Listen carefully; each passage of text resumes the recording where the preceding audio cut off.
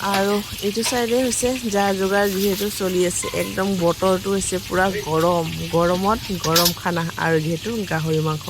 গাহৰি মাংস খাই ভাল পায়নে আপোনালোকে নিশ্চয় কমেণ্ট কৰিব মই কিন্তু গাহৰি মাংস খাই ভাল পাওঁ ব্ৰইলাৰ মাংসটো ইমান ভাল নাপাওঁ গাহৰিটো একদম পুৰা ফেভৰেট আৰু এয়া পুৰা যা যোগাৰ চলি আছে গৰমত গৰম খানা এয়া গাহৰি মাংস আৰু যিটো ৰঙালাওটো হৈছে গাহৰি মাংসৰ লগত বনোৱা নহ'ব কাৰণ ৰঙালাও আৰু গাহৰি মাংস বনালে বেছি গৰম হৈ যাব ৰঙালাওটো হৈছে আপোনাৰ নিৰামিষ ভাজি গাহৰি মাংসটো মানে আলুৰ লগত ভাজিব আৰু এয়া যা যোগাৰ যিহেতু চলি আছে কিহৰ খানা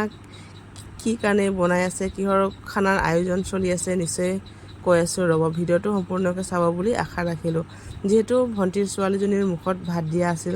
আৰু এই ভিডিঅ'টো হৈছে যোৱা দেওবাৰৰ যিহেতু আজি মঙলবাৰ আৰু শ্বেয়াৰ কৰিলোঁ আপোনালোকৰ লগত আৰু এইটো চাইডে বনাই আছে ব্ৰইলাৰ মাংস আৰু যিহেতু মই